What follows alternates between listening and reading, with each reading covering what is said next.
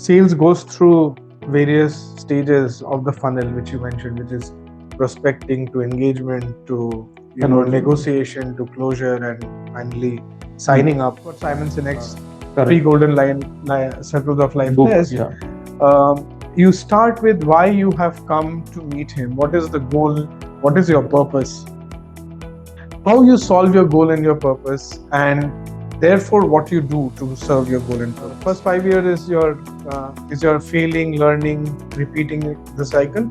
5 to 10 years is when you actually start mentoring and coaching, and beyond 10 to 12 years into your career starts a time when you become a leader.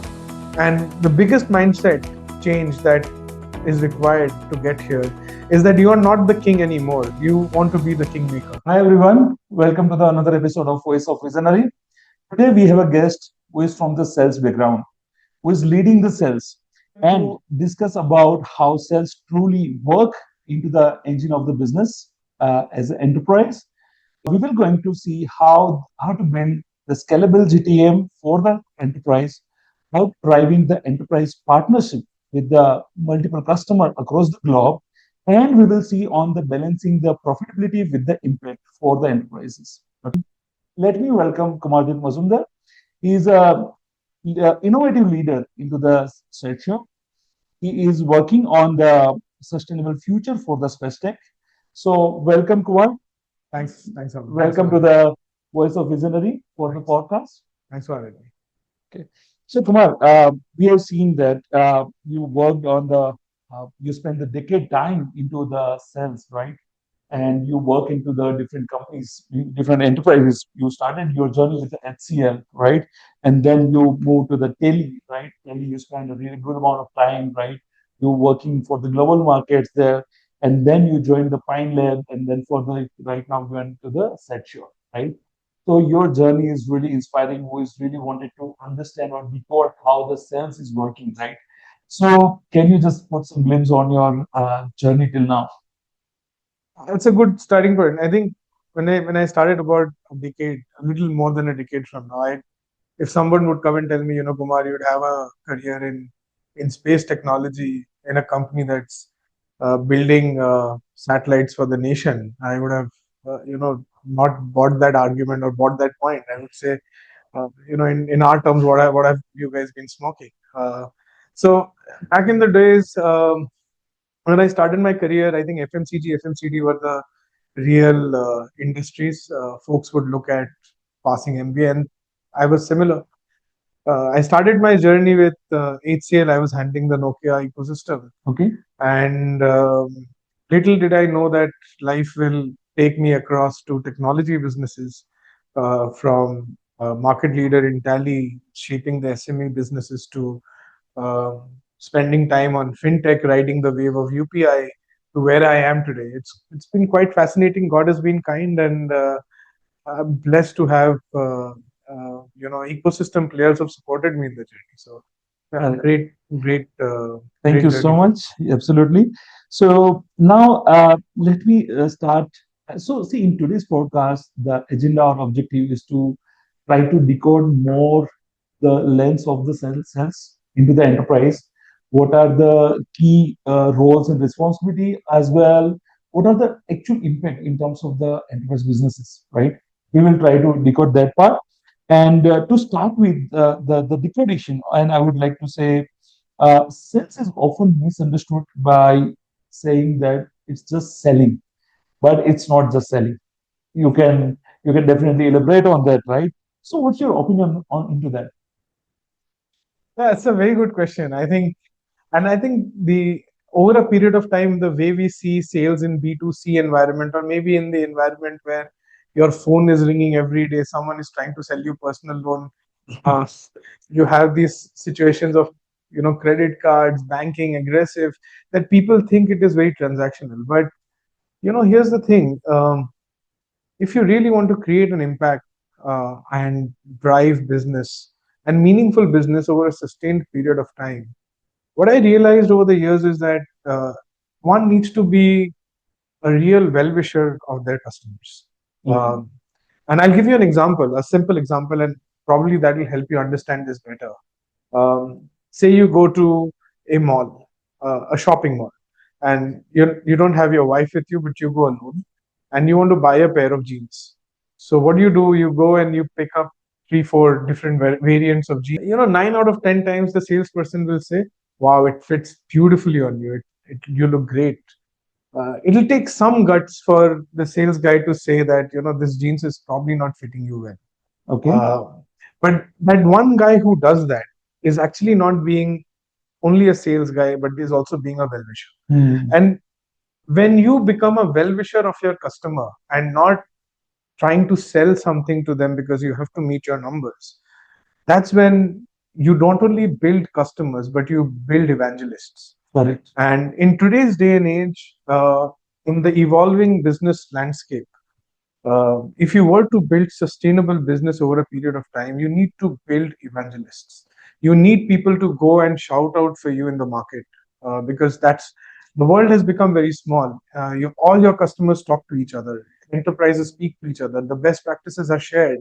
You have a lot more conferences, industry interfaces, and therefore, if you try to missell, if you try to treat sales or business transactions as a one-off transactional activity, you're essentially killing yourself from winning evangelists.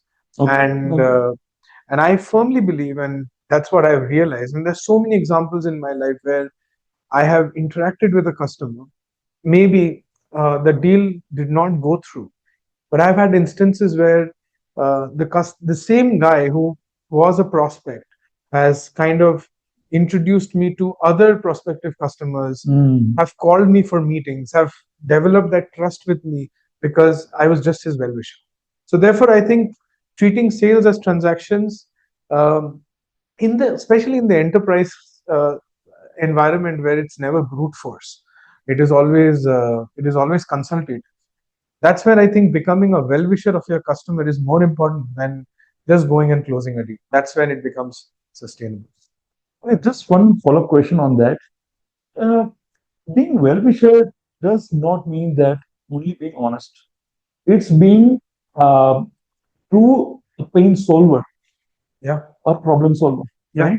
Yeah. That's correct. Yeah. I think it's like this. I love what I follow Simon Sinek a lot, and Simon Sinek says that sales or having a sales conversation is like dating. Now, you imagine this: you go and you sit in front of a girl on a date, and you say, hey, I'm very rich. I have a 5 BHK penthouse in upscale Bombay posh area. I drive myself Porsche. I have 15 servants.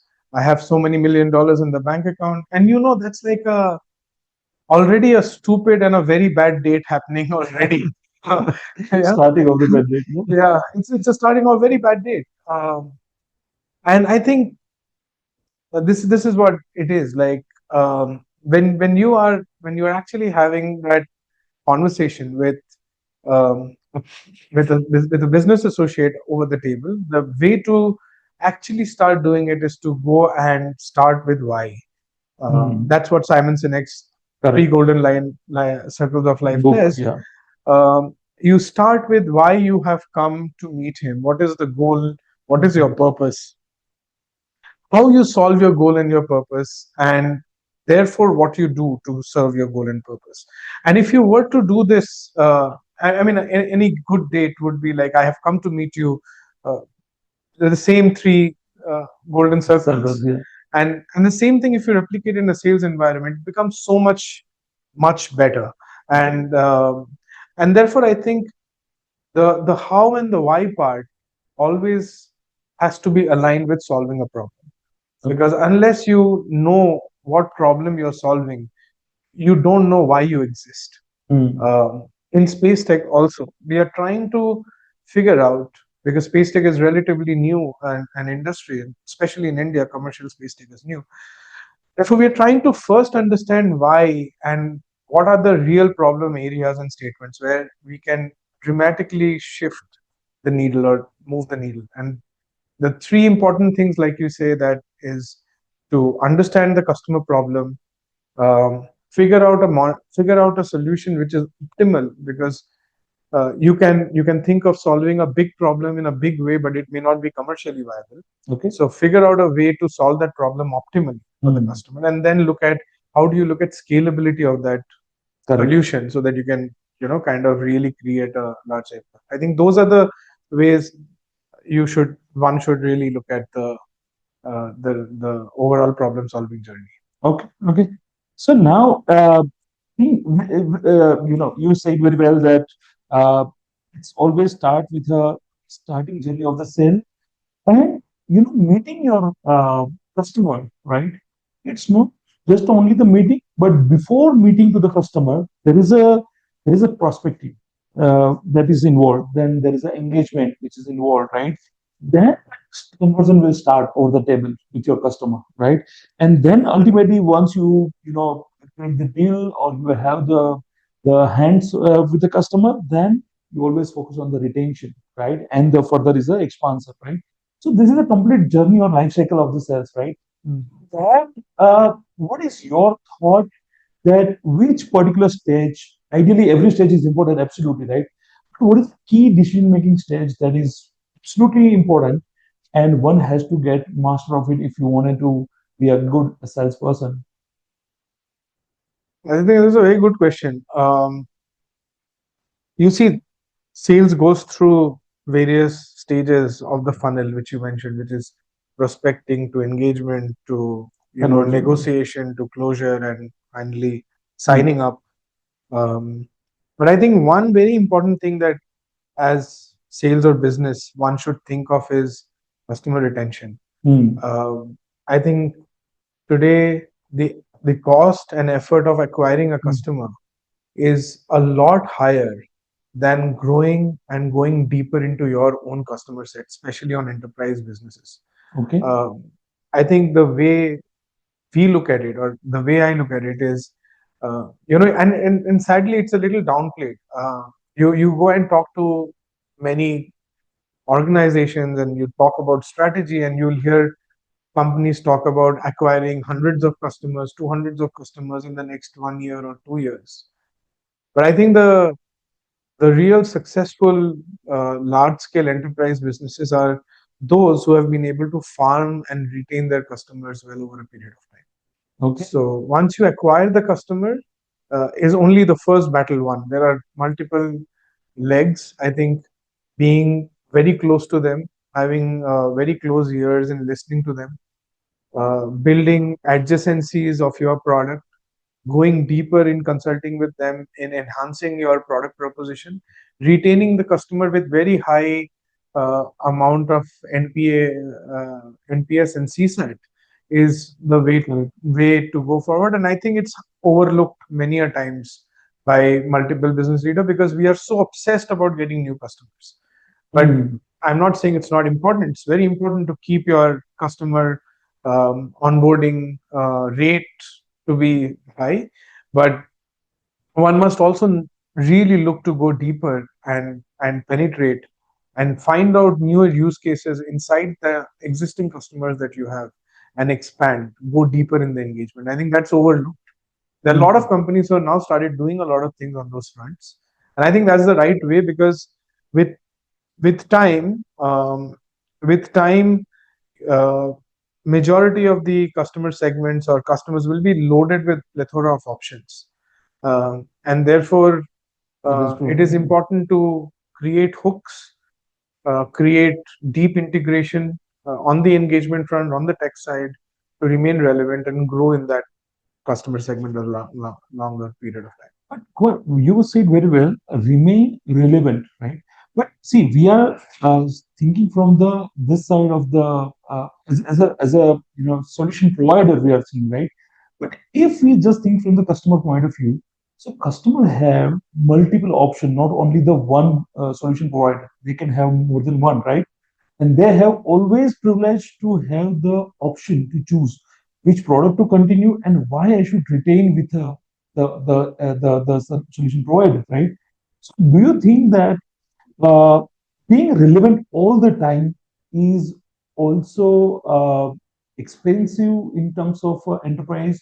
Because one thing that you have to keep yourself up to date with a new tech, with a new innovative solution, right? At the same time, you have to focus on the competition, right? Because at any point of time, your PNL will always come in picture, right? Your pricing will always matter. After being innovative, after being more competitive, at the end of the day, what is the return? What is the price that always matters, right? I don't think that is always the case in enterprise environment, because what happens there is, once you are able to create a good relationship with your customer, and you're helping and you're serving them well, with all kind of possible avenues, you are deeply integrated with them, you try to innovate with them. There are times when you try to co-create with them. Okay. The customer starts becoming your evangelist or becomes your well-wisher or whatever. But more than that, even more than that, what is important to note is that the customers feels the pain, or there is a huge cost of change, because if you are deeply embedded in a customer's day-to-day operations or work, there is a very deep and high cost of change that one has to go through.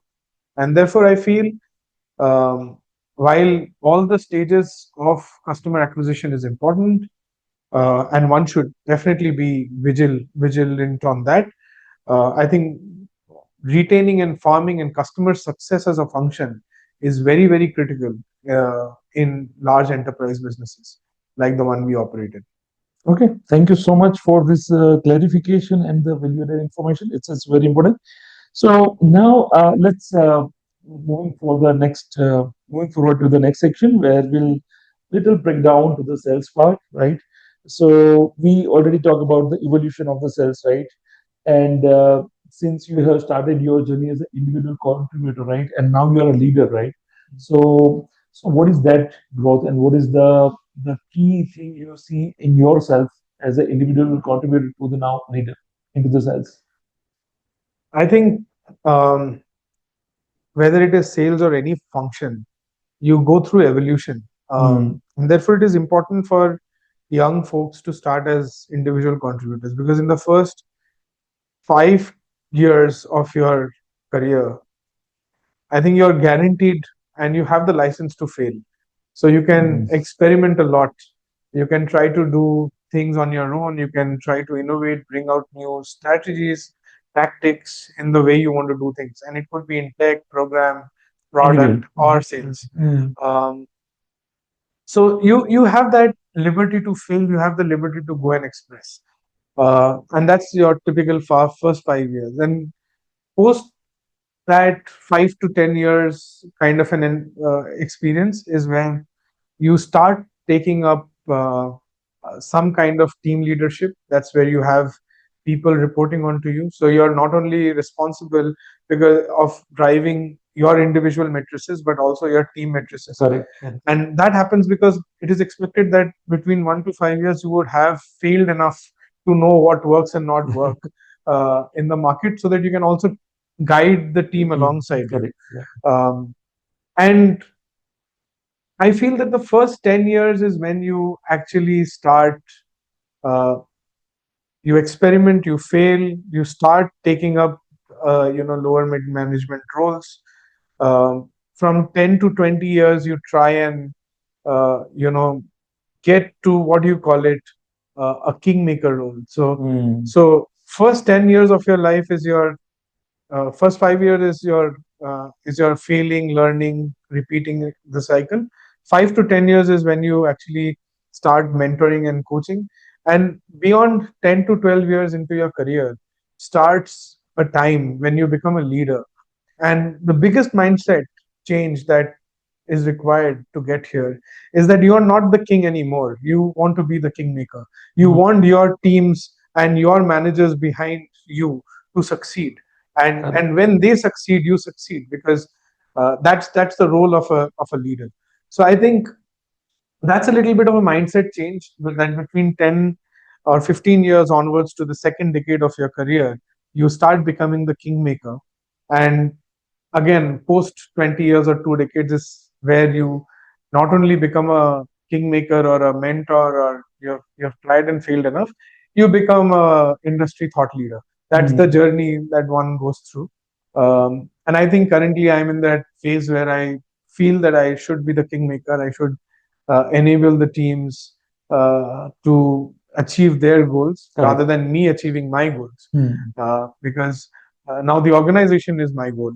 I need to make the organization successful, and therefore, to make that successful, all the teams in isolation and in silos should be successful. So that's where the role of leadership comes in, and that's where that a little shift in mindset. See, this phases and the role of the phases is one of the key lessons till now in the all the podcasts. So absolutely thankful for sharing your thoughts. Yeah. It's really matters, and it really matters because everyone can easily correlate, right? Yeah. One can have that visibility because many people are working in a corporate who's going to watch this podcast, and they can definitely correlate to where I am, what should I do, and where ultimately I'm going to be. Absolutely. Right? So thank you so much for sharing your thoughts.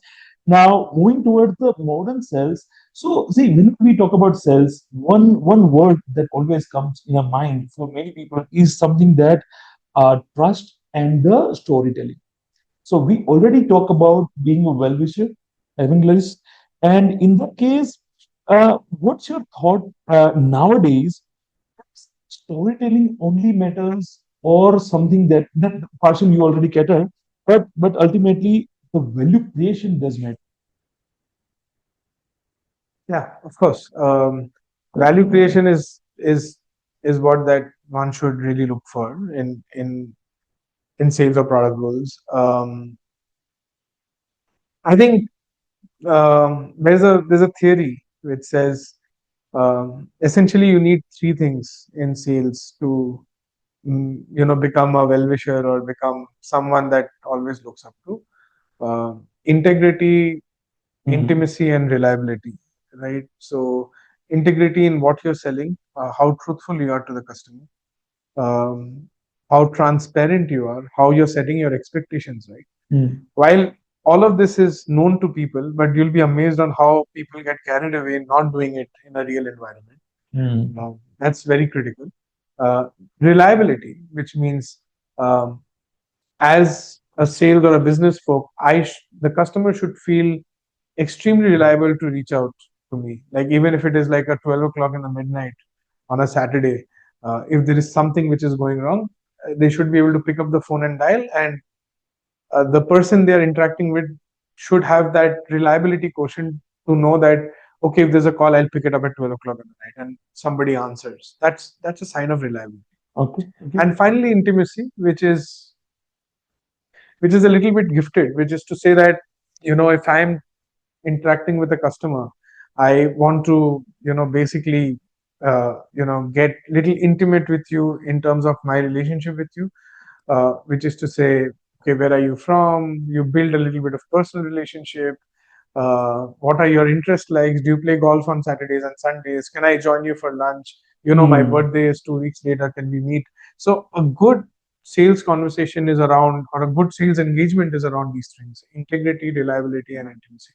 And if you were to do this and be a well-wisher to the customer, problem solve, understand their needs, in the long run, you end up building very, very valuable proposition for your customer. You end up winning deals, which are sustainable and stays with you for a longer period of time. This is one of the key things you have mentioned into these three category, and not only the at an enterprise level, but as an individually also you will build the long-term relation with a customer, right?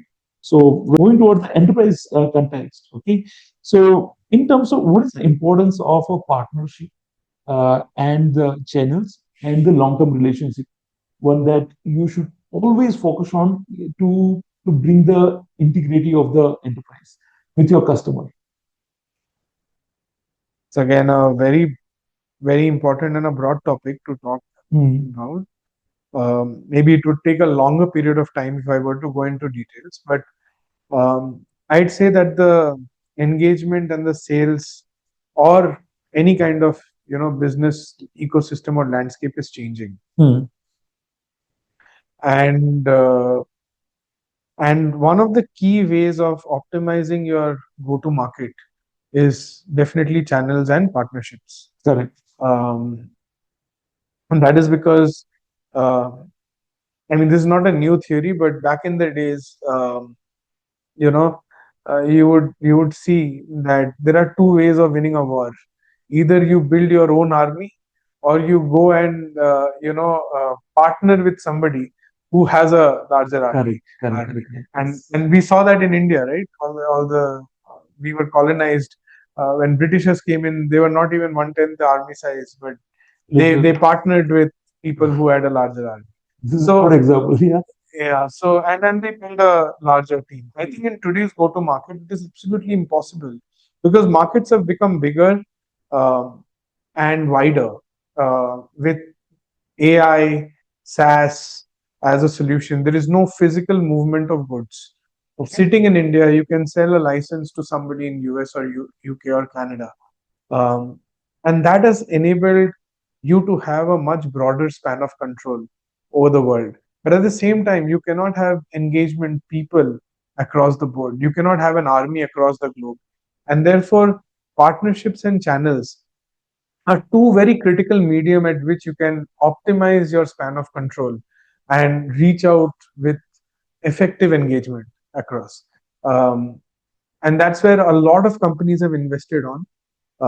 And you talk about a beautiful word called synergy, and that's where synergies come in. So two companies with very complementary offering, if they come together to co-create, co-build, and we see so many such examples today where companies co-create, co-build, and partner in GTM strategies together.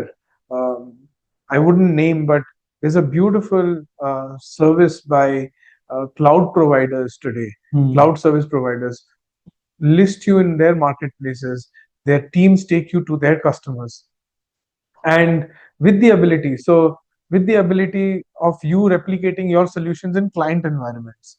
And for them, the win-win is that their cloud bill increases, right? So such kind of partnerships, which are mutually beneficial, win-win for both the parties, uh, has happened over a period of time, is getting increasingly more important because of the increased span of control globally.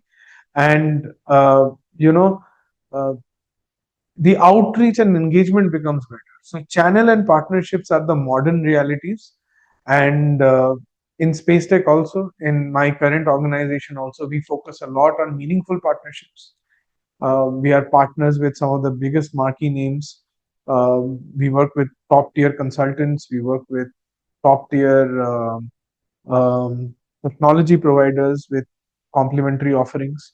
And doing all of that, we plan to scale.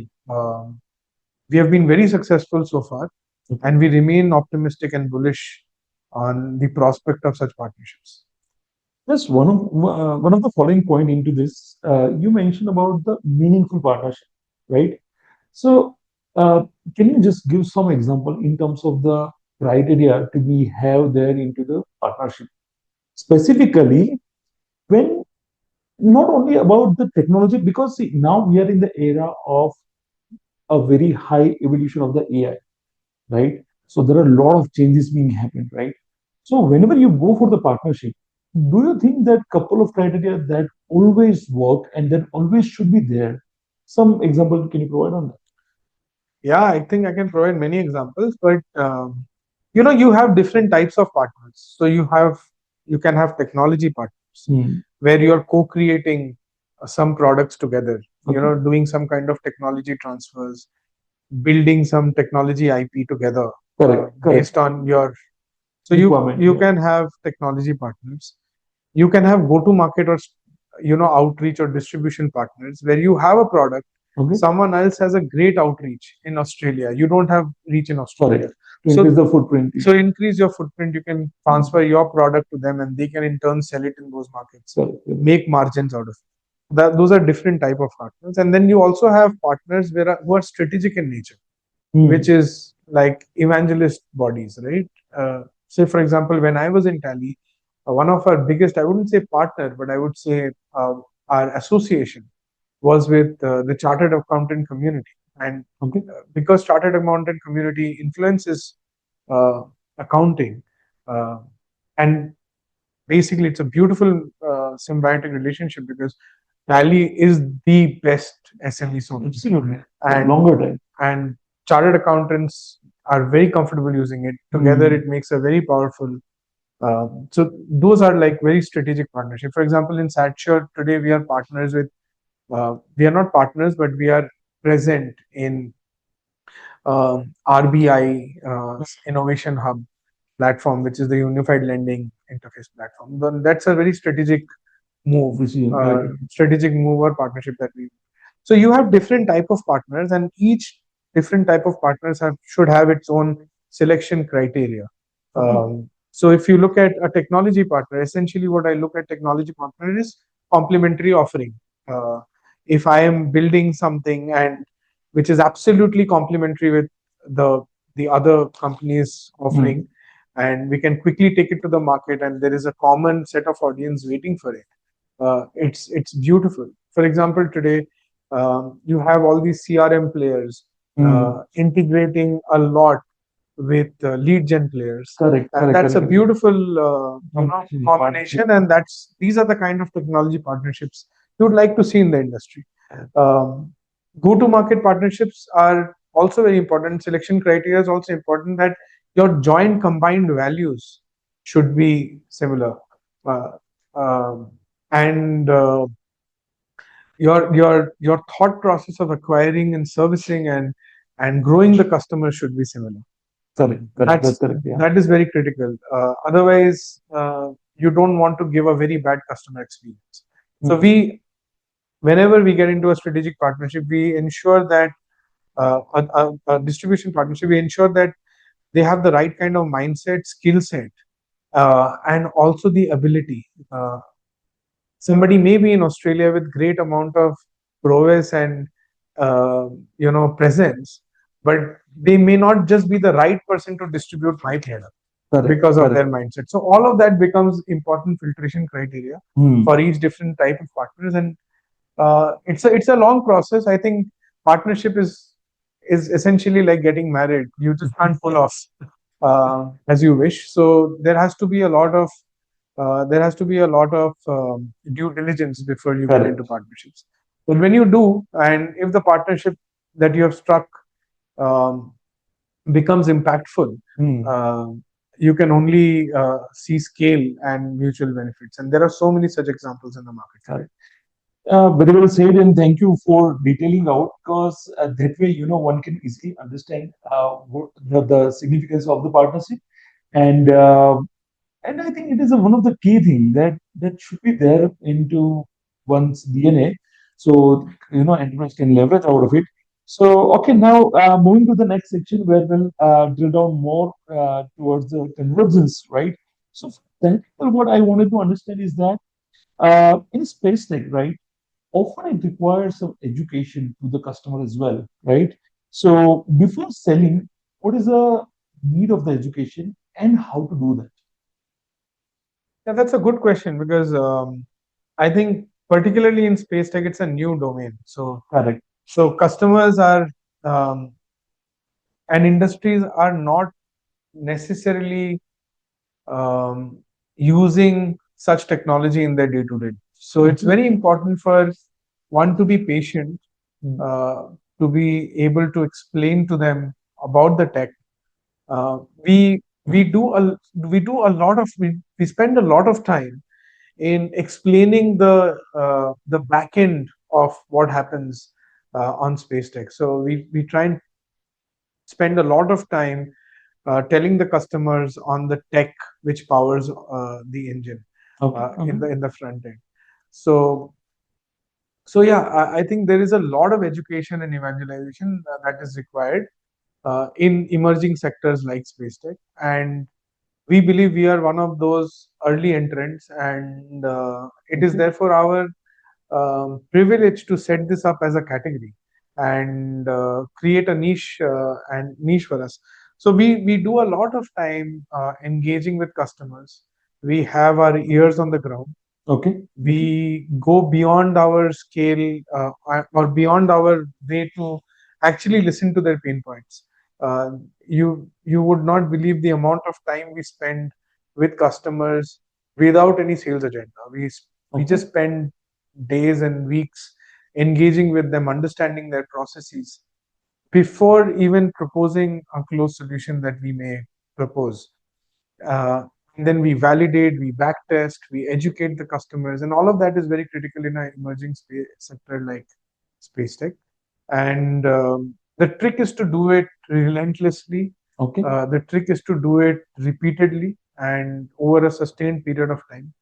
Um, Up until the time you have some kind of an uptick in adoption curve. Um, I think sustained efforts over last 3-4 years have given us some kind of adoption. We remain committed to the effort, and I think with more education, more people adopting, you have that Rogers diffusion curve of innovation. Correct, yeah. We feel that every industry goes through that, and space tech will also eventually. I think this is very well said in terms of even the good relationship. Because a couple of things is not as part of a sales agenda, right? But at the same time, doing this all will help you to, boost your businesses, right? So absolutely very valid example you have been shared. Now, moving further, do you know, like what should be the data decision, data driven decision we make while transforming your customer or while converting your customer for the long term sustainable customer, right? As well, if I just say customers should retain for the longer time, then what are those data driven decisions to be there for one's agenda? I think right from acquiring the customer, everything is data driven today. Okay. Nowadays, it's changing more, I think. Yeah, I think data is the new oil. So you so whenever we look at acquiring a customer, we do a lot of back testing of data. Okay. To see correlation, uptake, and all of that. That helps customers take quicker decisions to purchase and adopt. But once that is done, it's only job half done, because during the cycle of adoption, there are several amount of analysis that one needs to do. Okay. In order to understand what is the impact that you're creating inside the organization. So all your success metric in terms of efficiencies, cost, additional business, procurement cycles, all of this is tracked uh, at a regular interval. Okay. And all of that is pivotal to your strategy of retention and growth and going deeper into that customer account. I think 5 years back, um, the concept of ROI was there. People were looking at evaluating you from time to time before making renewal decisions. Today, it has grown multifolds because that's true. of a lot of technology interventions and the customer's ability to understand the value that they derive out of your products and services. Because largely their journeys have also become digital. Okay. So they are able to understand the value of your solution much better.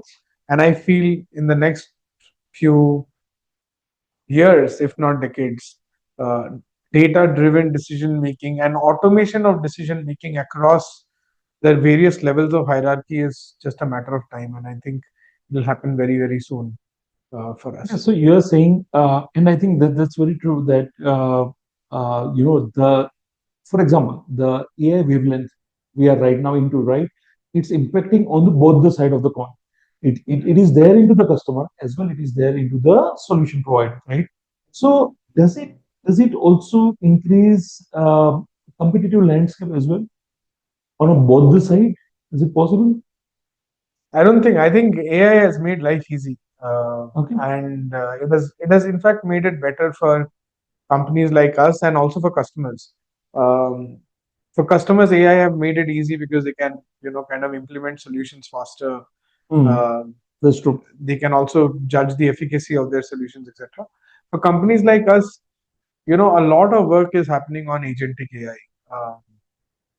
We remain committed to investing in agentic AI. I feel that's going to be the next wave of AI Correct. That's revolution. true. Yeah. Um, so all our engagement journeys, our customer success, ticket management, support will be agentic AI led, and which will not only reduce efficiencies and costs in our ecosystem, but I feel that it will also reduce the downtime and service time to our customers over a period of time, because the kind of no code, zero code environment which is coming up, and agentic AI ticketing systems which companies are implementing will make life very, very seamless in terms of customer support and retention. So that's the future, and we are very bullish about it, and we feel that it's going to make our lives and the customer's life a lot more easier. Okay. And we should it I mean, it's only up to a matter of time that we see the adoption curve increase there, and hopefully it will be beneficial for both. Correct. Thank you. Thank you so much. So, and when we talk about sales or whenever we decode the sales, the very prime thing is always come that when you are also working, that's a sustainability is always there, right? But at the same time, sustainability will always come with a cost, right? So one has to look for the profitability as well, right? And I believe that salespeople are the good balancer or good leveler who can balance well between the profitability and the sustainability. What is your thought on that? You bring in low touch, tech driven sales engagement models. I think that's what everyone is looking for too. Correct. Yeah. That's where your revolution of people led, high engagement, high touch models are being replaced with high end customer relationship management, CRM softwares, to agentic engagements, to low touch, very low touch sales models. I think that's where you optimize on your cost, increase efficiencies, while not compromising on customer experience, because that is of pivotal importance to anyone. So I think that's where the industry is going. I think, especially in enterprise class sales, things have dramatically moved from high touch to medium touch to now low touch. Okay. And with time, I see people or human intervention only in high end, complex consultative sales environment, whereas largely your adoption driven journeys will be product led and agentic AI led. That's how I foresee the journey. Okay. So I think that's a really great answer. Okay. Now let me move to the last section of our podcast. We'll talk on the leadership and the strategy lesson, right? You have spent a really good amount of time into that. Before going further, can you please, I would like to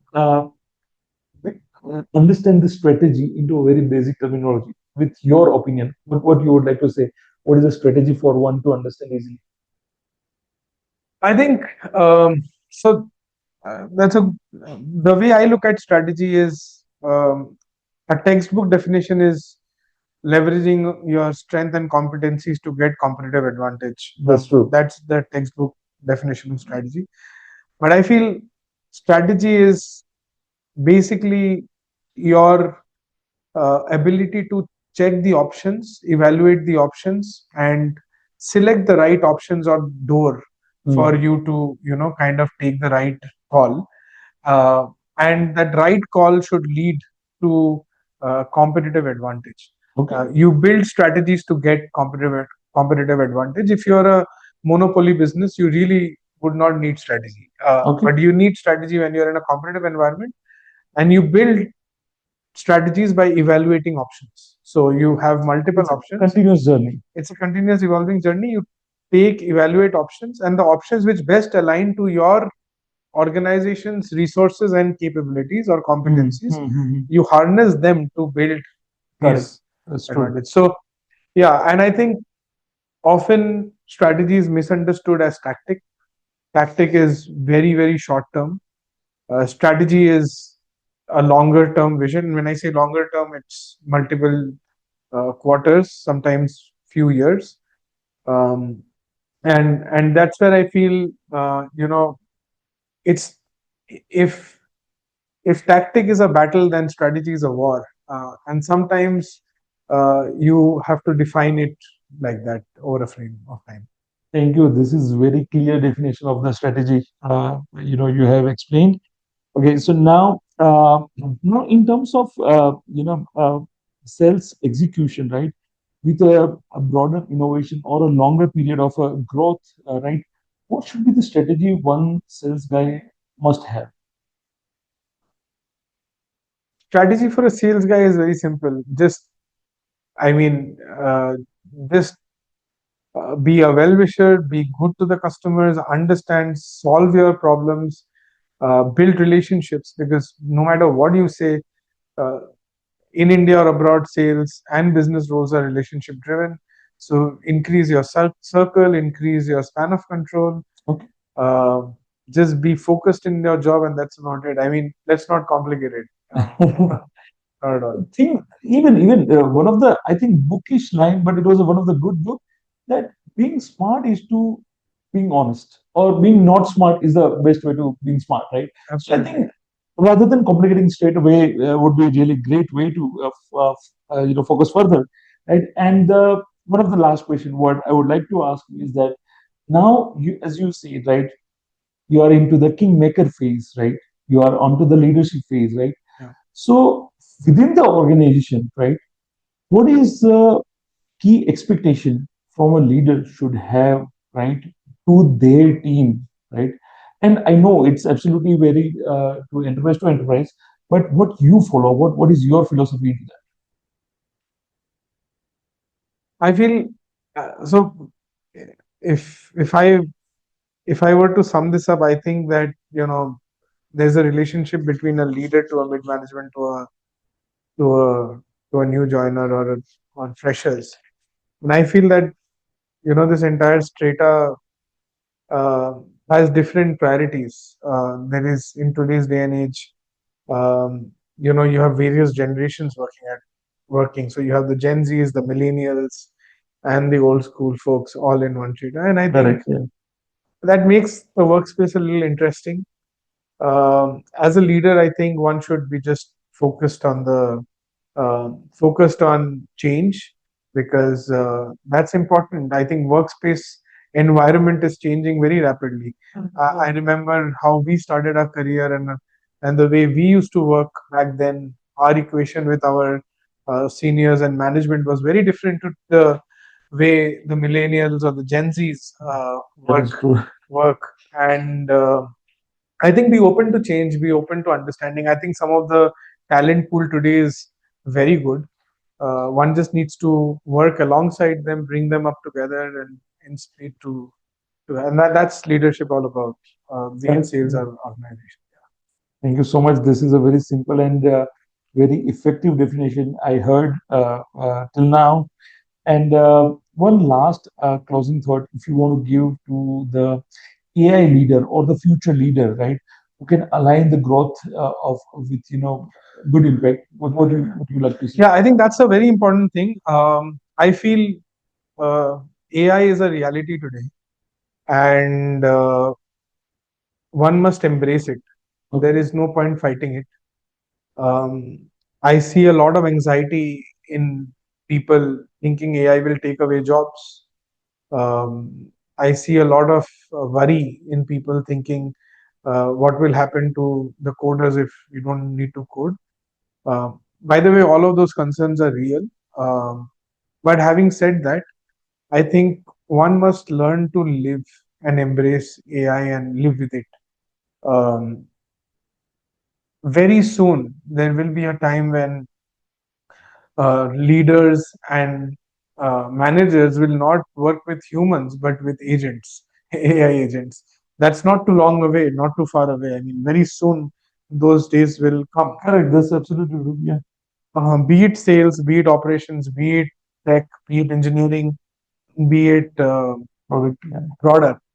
Um, we will need to integrate our lives with artificial intelligence. My my 2 cents to all the future leaders and folks who are watching this podcast right now would be to be ready with this change, upskill yourself, learn as much. as you want, and be mentally prepared to ride this evolution. It is as powerful as one can think it to be. Therefore, there's no point in kind of resisting the change, but accepting it. We are in our organization are putting in a lot of effort to embrace and make those changes, and learn AI. And I think every future leader should look to learn and work along with it. That's my view. And with that, thank you, Savan, for having me. Great interacting with you. Thank you so much. Thank you so much, Kumar, for answering a lot of questions and a lot of topics to be there. Here we already decode the complete journey from the basics of the sale, the hype, the misunderstanding, the key criteria or filtration to be have one sales guy should have, right? And how one can simply convert towards the leadership part.